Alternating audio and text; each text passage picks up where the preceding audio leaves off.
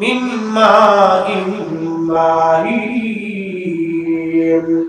আরে বংশধারা, ছেলে মেয়ে নাতি নাতকুর পুতি টুতি বাতিজা বাগনা আত্মীয় স্বজন সমাজ সমাজ রাষ্ট্র, এই বংশধারা আমি রব্বুল আলামিন বানাইলাম। সুলালাতিন মিন মাইন মাহিন। পুরুষের পৃষ্ঠদেশ থেকে পানি এবং নারীর বক্ষদেশ থেকে পানি, নির্গত পানি থেকে মায়ের রেহেমে জরায়ুর আধারে নিরাপদ স্থানে আল্লাহ আমাদের বডিকে নির্মাণ করতে লাগলেন। একবার জোরে বলা যাবে আল্লাহু আকবার। তাহলে বলেন তো সব ক্ষমতার মালিক কে? আহা, জোরে বলেন কে? তাহলে হুকুম মানবো কার? সেজদা হবে কার? জিকির হবে কার? ইবাদত হবে কার? আহা, আল্লাহ আল্লাহ আল্লাহ। আল্লাহর পরে যার গোলামি করব তিনি রাহমাতুল লিল আলামিন। মগজ কোরা রূহে ঈমান জানে দিন, হাসতে হবে রাহমাতুল লিল আলামিন। মগজ কোরা রূহে ঈমান জানে দিন, হাসতে হবে রাহমাতুল লিল আলামিন।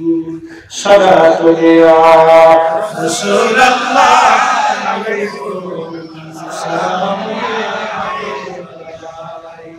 সালাতু ইয়া রাসূলুল্লাহ আলাইকুম সালাম। আগুন পানি মাটি বাতাস আপ আতশ খাক মাদ। হুজুর গাউসে পাক রাহিমাহুল্লাহ সির রাসালের মধ্যে লিখছেন, আপ আতশ খাক বাদ, আগুন পানি মাটি বাতাস, চারটে মশলা দিয়া আল্লাহ বান্দার বডি স্ট্রাকচার আল্লাহ তৈরি করছে। মানুষের শরীরের ভিতরে মাটি আছে, পানি আছে, আগুন আছে, তাপমাত্রা আছে, বাতাস, নিঃশ্বাস। একবার জোরে বলবেন আল্লাহু আকবার। কারিগরকে এক কুদরত ওয়ালা কি? তাহলে জিকির হবে কার? নামাজ পড়ব কার জন্য? মাঝে মধ্যে পড়ব, মাঝে মধ্যে ছাড়ব। জোর বললে আসর শেষ। ভূমিকম্প হয়েছে ঢাকাতে, বিরাট, বেশ অনেক বছর আছে, কাঁপুনি খুব দিছে। তারপর এই মসজিদের ছাদতলাতে ছাদে লোক জাগা হয়, বুঝতে পারছেন? ছাদ পর্যন্ত বইয়ে ক্লিয়ার হয়ে গেছে ফজরের সময়। তা ঢাকার শহরে সাধারণত ফজর ওয়াক্তে মুসল্লি খুব কম হয়। সব শহরেই মুসল্লি এই ফজরের ওয়াক্তে খুব কম হয়, গ্রামেও হয় না অনেক সময়। শীতকাল হইলে তো আর কোনো কথাই নাই। আমি রাজবাড়ি গেছি এক মাহফিলে, হুজুর শুনে আমার জীবনের বাস্তব একটা ঘটনা। রাজবাড়ি এক জায়গায় গেছি ওয়াজ করতে, তো মসজিদের মাহফিল কালেকশন হবে, তো কালেকশন টালেকশন করলাম। ওই সময় খুব শীতকাল, তখন এক মুসল্লি দ্বারা একটা হুজুর একটা মাসালা দেয়। বলে কি মাসালা? কয় এই আমাদের মুয়াজ্জিন খেতার ভিতরে হুয়ে হুয়ে ফজরে আযান দিচ্ছে, ওইবো না ওইবো না। মুয়াজ্জিন পাশে বসে রয়েছে, আমি হাসতে হাসতে পারছি না। মুয়াজ্জিন কয় হুজুর কি করবো কম, ফজর ওয়াক্তে একটা মুসল্লিও নামাজে আসে না। তা আমি মাইকটা নিয়ে আমার বিছনার ভিতরে রেখে দিয়েছিলাম, যা করে খোদা আমি ওইভাবেই আযান দিয়ে ফেলছি। তো এই 10 দিন চোরের আর একদিন গেরস্তে। তো এক মুসল্লি খুব মুরব্বী, সে চিন্তা করলো বহুদিন ফজর ওয়াক্তে যাই না, আজকে মরিয়ার বাসি কথা কম্বল পেছে কাঁপতে কাঁপতে যায়, দেখে আযান নয় কিন্তু হুজুর নাই। করে হুজুর কন ভালো করে যায় যে হুজুর খেতার ভিতরে বসে বসন জিতেছে, গাধা মতো শুনতেছে। তো আমি বললাম বাবারে, এই আযান নামাজের কাজা পড়ছি, কিন্তু আযানের কাজার অধ্যায় তো জীবনে কোনোদিন পড়ছি না। তো এই মাসালা তো আমি জীবনে কোনোদিন শুনি নেই, পড়িও নেই, পাইও নাই। তো এখন আর কি ফতোয়া দিব, আর কিছু করারও নাই।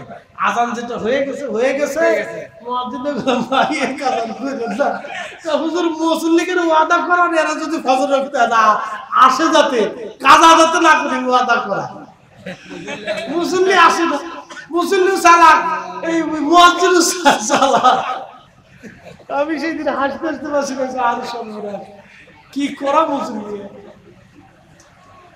এই অবস্থা আমাদের দেশে। আল্লাহু আকবার। তো যাই হোক, আল্লাহ আমাদেরকে সঠিক বুঝ দান করুক, সকলে বলে না আমিন। আল্লাহু আকবার। মোহতারাম উপস্থিতি, এই অবস্থা আমাদের দেশে চলমান। এই জন্য বেশি চালাকি করা যাবে না। আল্লাহর জন্য, আল্লাহকে সন্তুষ্ট করার জন্য আমাদেরকে নিয়মিত নামাজ আদায় করতে হবে। আল্লাহ তৌফিক দিক, সকলে বলে না আমিন। শোনেন, আল্লাহ সিজদাকে বেশি পছন্দ করে। আপনার সন্তান যদি আপনার নিয়মিত খেদমত করে, কথা শুনে, তাহলে বাবার কলিজা শান্তি লাগে না? মার কাছে ভালো লাগে, আমার ছেলেটা আমার কথা শুনে, আমার খেদমত করে, পানি আগায় দেয়, আমার প্রয়োজন ও প্রয়োজনগুলি আমার সন্তান খুঁটে খুঁটে দেখে। বাবা কি লাগবে, কি লাগবে না লাগবে বইল, না চাইতে বাবার পকেটে 500 টাকা দিয়ে যায়, বাবা যা খাইতে মন চাই তুমি খাই। কি কথা ঠিক কিনা? এখন ছেলে আছে না, আবার অনেক ছেলেরা পকেট থেকে টাকা নিয়ে পরে গাঁজা খায়, এরকম আছে। ওই ছেলের জন্য বাবা মা বদদোয়া করে, আল্লাহ কত মানুষ টেরাকে নিচে ঘুরে ঘুরে যাতে এটা মরে না কেন? কি কথা বলেন না কেন? বদদোয়া করে, আল্লাহ কতজন তো টেরাকে নিচে ঘুরে ঘুরে যাতে এটা নিয়ে দাও, এটা জ্বালায় আর বাঁচতেছি না। কয়েকদিন আগে আমি দেখছিলাম ওই যে রংপুরে এক বৃদ্ধ লোক তার নিজের ছেলেরে খুন করছে, মাদকাসক্ত ছেলের মেরে ফেলছে। পরে শেষে সে বলতেছে আমি বেঁচে গেছি, আমি স্বাধীনে করবো, আমি জেলখানায় গেলে অসুবিধা নেই, আমার কোনো দুঃখ নাই, এটা বাঁচার চাইতে মরে যাওয়া ভালো, আমি মেরে ফেলছি, একবার পরিষ্কার করে ফেলছি। বলেন তো বাবা সন্তানকে মারার পরেও সে বলতেছে যে আমার বেঁচে গেছি, বাঁচার থেকে মেরে ফেলছি, ভালো হয়েছে, আমি জেলখানায় থাকলেও শান্তিতে থাকবো। কি অভিশাপ এই সন্তানের জন্য, কি অভিশাপ এই সন্তানের জন্য, যে সন্তান বাবা কর্তৃক নিহিত হয়েছে। ওটা মদ খাইতো, মারে এসে মারতো, বাবার এসে পিটাইত, শেষে অতিষ্ঠ হইয়া বৃদ্ধ বয়সে সন্তান মেরে ফেলছে। এ রংপুরে এই ঘটনা নিউজে বহুবার আসছে, বহু নিউজ এটা করছে। তাহলে বুঝেন আমাদের সমাজ কত অবক্ষয়ের ভিতরে আছে, কত অবক্ষয় আপনি জানেন না। বাংলাদেশে হাজার হাজার মা বাবা এরকম কষ্ট করে, নীরব জুলুম, এগুলো হলো নীরব জুলুম। সমাজের কিছু প্রকাশ্য জুলুম আছে, সাদাবাজি এই সেই নানান কিছু, কিন্তু এগুলো হলো নীরব জুলুম। সন্তান কর্তৃক বাবা মার উপরে এই নীরব অত্যাচার, এগুলো নীরব জুলুম, এগুলিকে ভেঙে তছনছ করে দিতে হবে। কথা বলেন ঠিক কিনা? একবারে ভেঙে গুড়িয়ে দিতে হবে সমাজের মাধ্যমে। যেই ছেলে বাবা মাকে আঘাত করবে ওরে 3 দশটার মরে নিয়ে আমাদের সমাজের মাতুব্বর সর্দার যারা আছে ওর গা থেকে পোশাক খুলে ওর পিঠের চামড়া কেটে উঠে ফেলতে হবে। কথা বলেন ঠিক কিনা? পুলিশে দেওয়ার আগে আপনার চামড়া উঠিয়ে ফেলতে হবে। এটা সমাজে বাবা মাকে, বৃদ্ধ বাবা মাকে নীরব জুলুম করে, অত্যাচার করে। আপনি ভাষায় প্রকাশ করতে পারবেন না, হাজার হাজার আছে, হাজার হাজার লক্ষ লক্ষ আছে, হাজার হাজার লক্ষ লক্ষ আছে, কল্পনার বাহিরে সারা দেশে এরকম চলতেছে। সামাজিক কতটা অবক্ষয় হলে আমাদের দেশে এরকম চলতেছে। 100% মুসলমানের দেশ, 90% মুসলমানের দেশে এইগুলো চলতেছে। এইগুলিকে ভেঙে দিতে হবে। প্রিয় উপস্থিতি, খুব মনোযোগ দিয়ে কথাগুলি শুনবেন। রব্বুল আলামিন আমাদেরকে সৃষ্টি করলেন, আদম আলাইহিস সালামকে 4টা পদার্থ দিয়ে আল্লাহ বানাইলেন। আগুন, পানি, মাটি, বাতাস, আতশ, খাক, বাদ, 4 রঙের মশাল লাগিয়া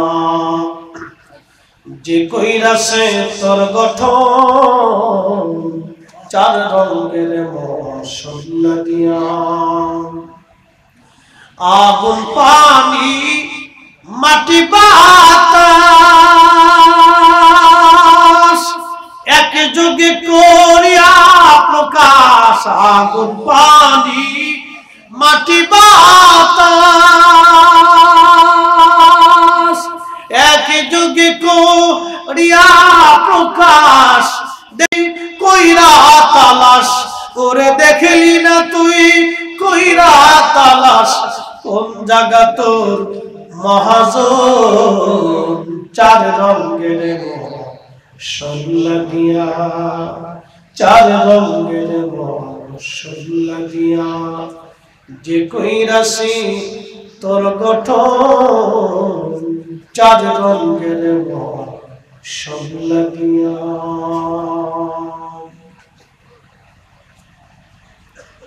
কামরুলিবাসী রব্বুল আলামিন আমাদেরকে চারটা পদার্থ দিয়ে বানাইলেন।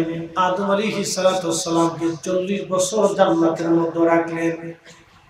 40 বছর রাখার পরে আদম আলাইহিস সালাতু ওয়াস সালামের রূহ মুবারক দেহ মুবারকের মধ্যে ঢুকাইলেন, কিন্তু আলো আসলো না, নূর আসলো না। রূহ আল্লাহকে বললেন, রব কোন জায়গা পাঠাইলেন? অন্ধকার। আল্লাহ আলোর ব্যবস্থা করার জন্য নূরে মুহাম্মাদি সাল্লাল্লাহু আলাইহি ওয়াসাল্লাম, আমি লিখি নাই, লিখেছেন বিশ্ববিখ্যাত ইমামুল হারামাইন আশ-শরীফাইন মুল্লা আলী কারি মাক্কি আল মাওরিদুর রাবি ফি মাউলিদিন নবী সাল্লাল্লাহু আলাইহি ওয়াসাল্লাম, এই কিতাবের মধ্যে তিনি লেখেন নূরে মুহাম্মাদি আদম শফিউল্লাহর পবিত্র সেকেমে আল্লাহ রাব্বুল আলামিন বসিয়ে দিলেন। নূরে মুহাম্মাদি বসার পরে রূহ স্থির হয়ে গেল। একসাথে বলবেন আল্লাহু আকবার। আদম জীবন ফিরে পেলেন, চোখে আলো আসলো, কানে শ্রবণ শক্তি আসলো, দেহে শক্তি আসলো, আঙ্গুলে শক্তি আসলো। আদম আলাইহিস সালাম সিজদার মধ্যে পড়ে গেলেন, শুকরানা সিজদা দিলেন তিনি। বন্ধু, আদম আলাইহিস সালাতু ওয়াস সালাম, আল্লাহ রাব্বুল আলামিন আদম আলাইহিস সালামের পৃষ্ঠ দেশে আমার আল্লাহ তার কুদরতি হাত মোবারক আল্লাহ রাখলেন। রাখার পরে আমরা যারা কোটি কোটি রূহ আদম আলাইহিস সালামের সামনে আদম আলাইহিস সালামের সামনে আল্লাহ রাব্বুল আলামিন দেখাইতে লাগলেন। আদম আলাইহিস সালাম দেখলেন কেউ চোর হবে, কেউ ডাকাত হবে, কেউ লুচ্চা হবে, কেউ আলেম হবে, কেউ জালেম হবে, কেউ শুকর হবে, কেউ কানা হবে, ল্যাংড়া হবে, বোবা হবে, রাজা হবে, ফকির হবে, দরিদ্র হবে, দিন মজুর হবে, কেউ মন্ত্রী হবে, কেউ বিল্ডিং এ ঘুমাবে, কেউ গাছতলায় হবে, কারো 10টা সন্তান হবে, খাবার দেওয়ার মতো চাল থাকবে না, কারো কোনো সন্তান নাই কিন্তু খাবার খাওয়ানোর টাকার কোনো অভাব হবে না। আদম আলাইহিস সালাম কেঁদে ফেললেন, ইয়া রাব্বি, আল্লাহ আমি তাদের বাবা আর তারা আমার সন্তান। সন্তানরা কেউ বোবা হবে, কেউ কানা হবে, ল্যাংড়া হবে। আল্লাহ আমার সহ্য হইতেছে না। আল্লাহ কেউ ধনী হবে, দরিদ্র হবে।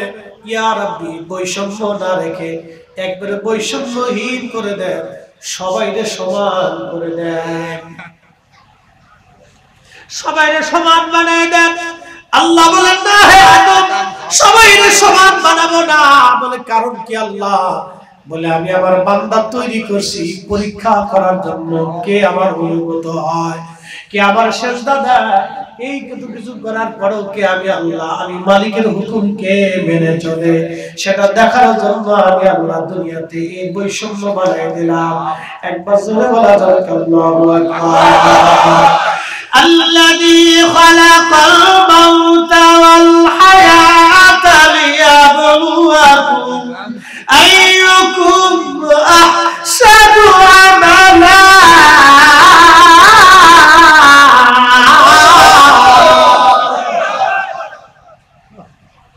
আমি তোমাদের মৃত্যু সৃষ্টি করেছি, তোমার জীবন সৃষ্টি করেছি তোমাদেরকে পরীক্ষা করার জন্য। কি করার জন্য? পরীক্ষা করার জন্য। আইয়ুকুম, কে তোমরা, আহসানু আমালা, ভালো আমল করো, ভালো কাজ করো, সেটা দেখো। আপনি নামাজ পড়ে গেছেন, মনোযোগ দেন, নামাজ পড়লেন, ভালো কাজ, নামাজ পড়ে গেলেন, যাওয়ার পরে একজন ক্ষুধার্ত এসে আপনার কাছে খাবার চাইল, কিন্তু খাবার আপনি দিলেন না, নামাজ পড়ে আপনি বাড়ি চলে গেলেন, কিন্তু ক্ষুধার তরে খাবার দিলেন না, তাহলে বোঝা গেল ঈমানদার হন নাই। এই কথা বলবে কেন? কষ্ট হইতেছে? দুজনে বয়ে বয়ে কান্দে, দুইজনে বসে বসে আর রাস্তার পাশে কান্দে। একজন জ্ঞানী লোক যাইতেছে, তুমি কান্দো কে? আমি আজ 3 দিন ধরে ক্ষুধার্ত, ক্ষুধার যন্ত্রণা সহ্য করতে না পারে আমি বসে বসে রাস্তার পাশে কাঁদতেছি। আরেকজনের জিজ্ঞাসা, তুমি কান্দো কেন? আল্লাহ রাসূলের হাদিসে শুনছি একজনের কান্না শরীক হইতে হয়, এই জন্য সে কাঁদতেছে, আমি পাশে বসে বসে কাঁদতেছি। তোমার বক্সার ভিতরে ভান্ডার ভিতরে যে রুটি আছে, খাবার দাও। কই না, কান্দে দিতে রাজি আছি, রুটি দিতে রাজি না। আমার দেশের মুসলমান এরকম আছে, আমরা মিলাদুন নবীর মাহফিলে একটু তাবরক পাকাইলে অনেকে শরীরের ভিতর চুলকানি শুরু হয়।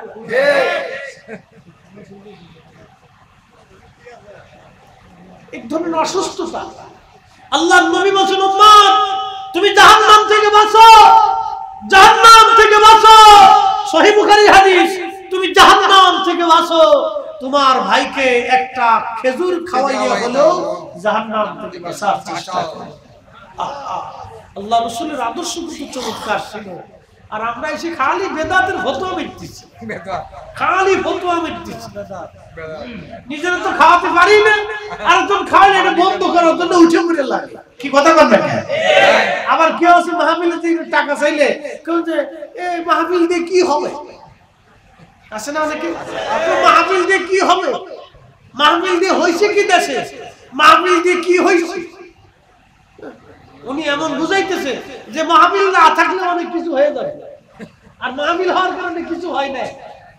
ও জানে না মাহফিল হওয়ার কারণে এখনো প্রকাশ্যে তার মেয়ে রাস্তা দিয়ে হেঁটে যায়, আর মাহফিল যদি বন্ধ হতো তার মেয়ে প্রকাশ্যে রাস্তা দিয়ে হেঁটে যেতে পারতো না, আমার দেশের যুবকরা ধরে নিয়ে যাইতো। কি কথা বলতে চায়? মাহফিল হওয়ার কারণে, উলামা ইকরামের আলোচনা করার কারণে এই মানুষ যুবকরা আল্লাহর পথে এখনো পথিক হয়ে আছে। বুঝে না, বুঝবে যদি মাহফিল বন্ধ হয়ে যায় তখন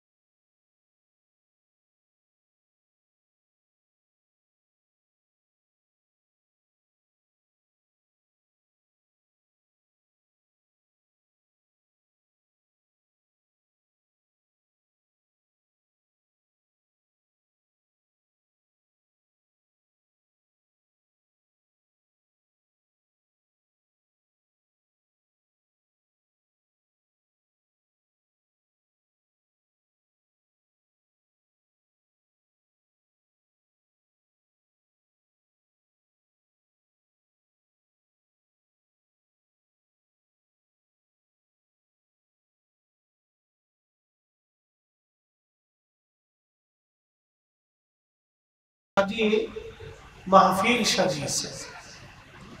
মাহফিলে উপরে প্যান্ডেল সামানা না দিলেও কিন্তু চলতো না, যেহেতু গরমের দিন উপরে সামানা না দিলেও চলতো। চারপাশে এই কাপড়ের ব্যারিকেড দিয়ে এত সুন্দর করে স্টেজ সাজালে না সাজালেও চলতো। লাইটিং, প্যান্ডেলিং, ঝাড়ের বাতি থেকে শুরু করে ছেলেদের সাজানোতে কোনো কার্পণ্যতা নেই। ওরা ওদের যথেষ্ট শ্রম দিয়ে মনের মতো করে এটা সাজানোর সর্বাত্মক চেষ্টা ওরা করেছে। কেন, কি জন্য করছে? না করলেও পারত। ওদের মতো যুবকরা কেউ এখন ফেসবুক টিপতেছে, কেউ মোবাইল দেখতেছে, কেউ ঘুরে বেড়াচ্ছে, কেউ মামা বাড়ি, সমুদ্র বিচে, বিভিন্ন জায়গায় ঘুরে বেড়াচ্ছে। তো ওদের এই কাজগুলি করার কি প্রয়োজন? না করলেও চলবে। কিন্তু কেন করছে? একমাত্র আল্লাহর রাসূলের জন্য করেছে। বলেন ঠিক কিনা? আমার মাথায় কি পাগড়ি? মাথায় কি আছে? পাগড়ি না? পাগড়ি। এই পাগড়ির একটা কাপড়, এই কাপড় দিয়ে মানুষ লুঙ্গি বানায়, লুঙ্গি তৈরি। এই লুঙ্গিটা যদি শরীর থেকে খুলে পড়ে যায়, কেউ কিন্তু উঠে এটাকে চুমা দেয়। এটা দিয়ে আবার একজন লেংটি বানায়, সেটা খুলে গেলে উঠে কেউ চুমা দেয়। ঠিক এটা দিয়ে আবার একজন মোজা বানায়, খুলে ফেলার পরে এটা কিন্তু কেউ চুমা দেয়। এই কাপড়ের যখন টুপি হয়, পাগড়ি হয়, তখন এটা মানুষের মাথাতে, ইমানদারের মাথায় এটা শোভা হয়। এই একই কাপড়ের টুপিটা মাথার থেকে পড়ে গেলে আরেকজন সেটাকে উঠেই ঝাড়া দিয়ে পরিষ্কার করে মাথায় দেয়, কেউ বা চুমা খায়, যাহারে এটা টুপি আল্লাহর নবীর সুন্নাত। এই কথা ঠিক কিনা? আসলে বলেন, সে কি কাপড়কে সম্মান করছে না রাসূলকে সম্মান করছে? বুঝে বলবেন, না বুঝে বলবেন না। সে কি কাপড়কে সম্মান করছে না আল্লাহর নবীকে সম্মান করছে? বুঝে গেছে, সহজ ভাষায় বুঝে গেলে। সে কাপড়কে সম্মান করে না, মূলত আল্লাহ রাসূলকে সম্মান করছে। আর মিলাদুন নবী, টুপিটা আল্লাহর নবীর সুন্নতের সাথে, প্রিয় নবীর সাথে নিসবত হওয়ার কারণে একটা কাপড়ের দাম যদি মানুষের কাছে বেড়ে যায়, তাহলে মিলাদুন নবী আমার রাসূলের সাথে মাহফিলের সম্পর্ক হওয়ার কারণে মাহফিলের তো দাম বাড়ছেই। আমরা যারা মাহফিল করছি, মাহফিলে আসছি, আমাদের দাম বেড়ে গেছে। কথা বলেন ঠিক কিনা? এখন কেউ যদি বেদাতি কয়, ও ছাতা দেখার সময় আমাদের নেই, ওগুলো দেখার সময় আমাদের। এদিকে তাকানোরই শুধু ভুরুক্ষেপই করবে, ওদিক তাকাবেন, বুঝবেন ওর মাইন্ড পৌঁছে গেছে, এসে নষ্ট হয়ে গেছে, তার মন মানসিকতা পুষে গেছে, তার মগজের ভিতরে শয়তান ভর করছে। আমি ছোট্ট করে একটা পরিসংখ্যান দিয়ে আপনাকে বুঝাইলাম যে একটা কাপড়ের দাম বেড়ে গেছে, কাপড়ের মূল্য বেড়ে গেছে। আচ্ছা, আপনাদেরকে আরেকটু প্রশ্ন করব, কাবা শরীফের উপরে গিলাফ চড়ায় কিনা? চড়ায়। কি দিয়ে বানায়? ওটা পৃথিবীর দামি একটা কাপড় দিয়ে, ধরেন একটু দামি কাপড়টাই, রেশমের কাপড় আরো কিছু দিয়ে এটাকে অ্যাডজাস্ট করে এটার উপরে স্বর্ণের লেখনি দেয়, স্বর্ণ দিয়ে এটা কিন্তু লেখনি, কাবাগুলি গিলাফের উপরে যে ক্যালিগ্রাফি দেখেন, এটা কিন্তু স্বর্ণ দিয়ে করা। আচ্ছা, আপনারা বলেন তো, কাবা শরীফ তো একটা পাথরের ঘর। কিসের ঘর? পাথরের ঘর। যারা বলে এই পাথর কিন্তু বেহেশত থেকে আনা হয়। এই পাথরটা জাবেল আবু কুবাইসের পাথর অথবা অন্য পাহাড়ের পাথর দিয়ে ইব্রাহিম আলাইহিস সালাম এটাকে কেটে কেটে কেটে কেটে কাবা নির্মাণ করছেন।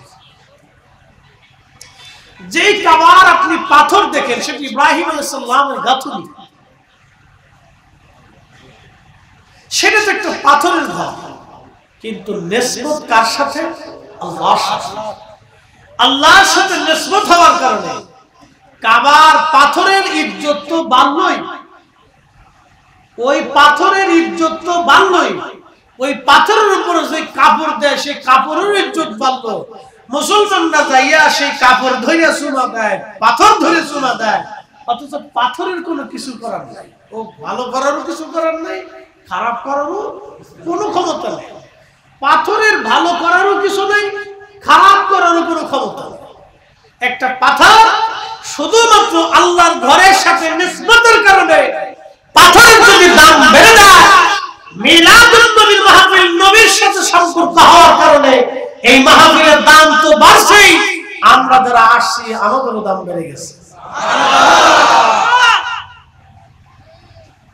যে বুঝে সে অল্পতে বুঝে, যে বুঝে না হাজার বুঝে সে বুঝে। ওই মজলিসের পাশে দাঁড়ায়া জিজ্ঞেস করলেন সাহাবীরা, মা জালাসনাকুম, কি জন্য তোমরা এই মজলিস কায়েম করেছো?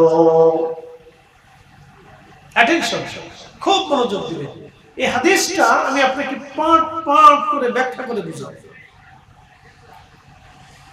আল্লাহর হাবিব ডাকতে বলতেছে, সাহাবীরা, মা জালাসনাকুম, কি জন্য তোমরা বসছো? বসার হেতু কি? বসার কারণ কি? কোন জন্য তোমরা বসলা? সাহাবীরা ডাকতে বলেন, ইয়া রাসূলুল্লাহ, আমরা এই জন্য বসলাম। আল্লাহর নবী বললেন, তোমরা কেন বসছো? বসে কি করতেছো? বসার কারণ কি? সাহাবীরা বলেন, ইয়া রাসূলুল্লাহ, আমরা নাদুল্লাহ, আল্লাহর জিকিরে বসলাম, ওয়া নাহমাদুহু, আল্লাহর গুণ কীর্তন প্রশংসায় আমরা বসে গেলাম। একবার জোরে বলা যাবে কি সুবহানাল্লাহ? হ্যাঁ, সুবহানাল্লাহ কোন লোক একটা ভাগ আছে, একবার ফ্রেশ বলেন না, ওর মনে কোনো ভেজাল নেই।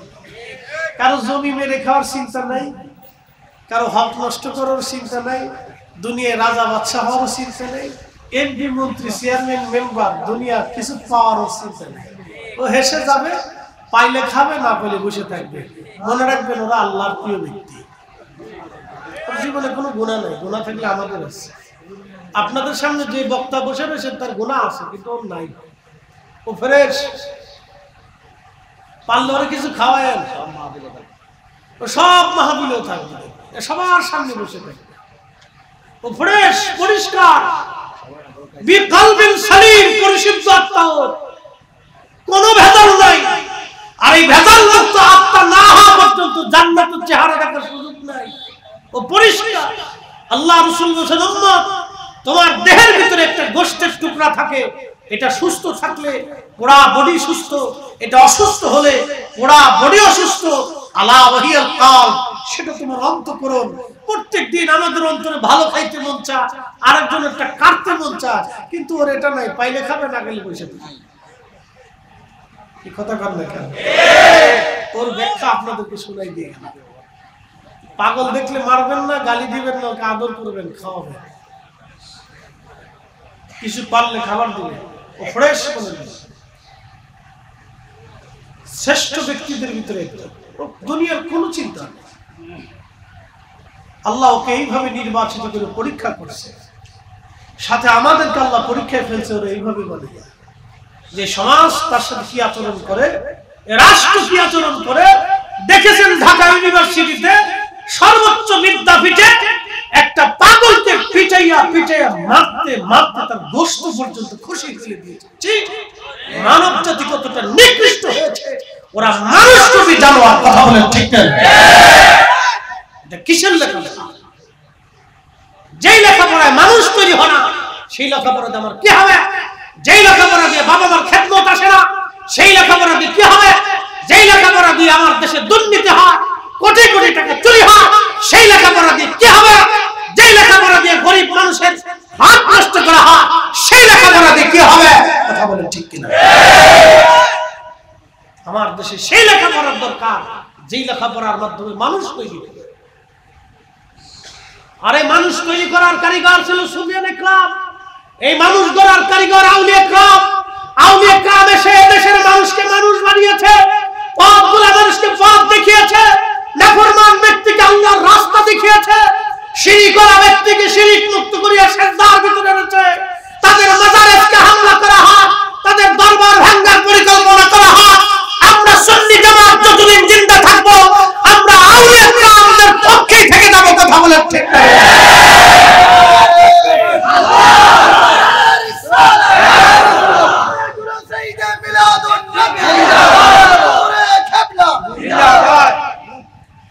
আমাদের দেশের অবস্থা কোন পর্যায়ে গেছে ভাবলে আপনার গা শিউরে ওঠে। বাংলাদেশের সর্বোচ্চ বিদ্যাপীঠে যদি এটা হয় তাহলে অন্য জায়গায় কি হতে পারে?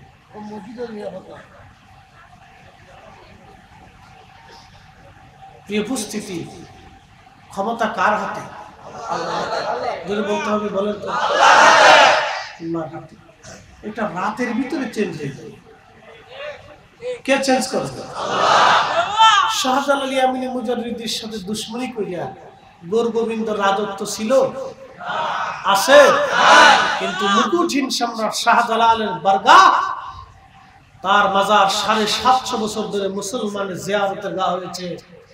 কোটি কোটি মুসলমান 750 বছর ওনার মাজারে বসে বসে দোয়া করতেছে। কিয়ামত পর্যন্ত ওনার মাজারে মুসলমান দোয়া করতে থাকবে। কথা বলে ঠিক কিনা? ওরা বুঝে না? বুঝে, কিন্তু সিংহের পায় সিংহের লেজে পাড়া দিলে যা হবার তাই হয়ে যাবে। কিন্তু অবুঝ, বুঝতেছে না। বুঝবে যখন, তখন আর কিছুই করার থাকবে না। প্রিয় মুসলমান, খুব মনোযোগ দিয়ে